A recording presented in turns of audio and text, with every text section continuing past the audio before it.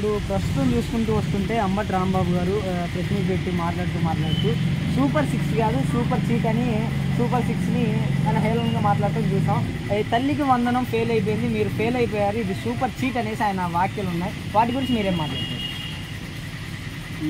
ఈ యొక్క వైసీపీ ప్రభుత్వం గతంలో జరిగిన అన్నిటినీ ఈ యొక్క వాళ్ళ యొక్క వైసీపీ కార్యకర్తలని కాపాడుకోవటం కోసం వాళ్ళు ఈ విధంగా ఇప్పుడున్న తెలుగుదేశం ప్రభుత్వం మీద ఏర్పడిన నెల రోజులు కూడా కాకముందే బురద చల్లటం ప్రజలు గమనిస్తూ ఉన్నారు.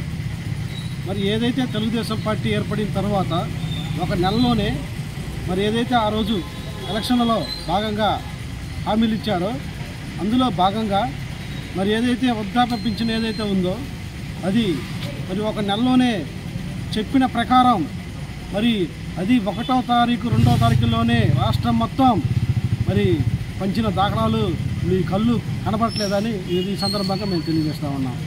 అలాగే మరి ఏదైతే ఆ రోజు ఎలక్షన్ ప్రచారంలో భాగంగా ఇచ్చిన హామీ ఉచిత ఇసుక ఏదైతే ఉందో ఆ యొక్క ఉచిత ఇసుక కూడా మరి ప్రజలకు అందుబాటులో తెచ్చిన ఘనత తెలుగుదేశం పార్టీ నారా చంద్రబాబు నాయుడు గారిది అని మరి మీకు కళ్ళు కనబట్లేదని ఈ సందర్భంగా తెలియజేస్తూ ఉన్నాం. అంటే అమరావతిని భ్రమరావతిగా మాట్లాడుతున్నారు వాళ్ళు. అమరావతిని రాజధాని చేయటం, అంత డెవలప్ చేయటం, అంత గ్రాఫిక్స్ అనేసి మాట్లాడుతున్నారు. దాని గురించి మీరు అమరావతిని భ్రమరావతి చేసింది మీ వైసీపీ ప్రభుత్వం.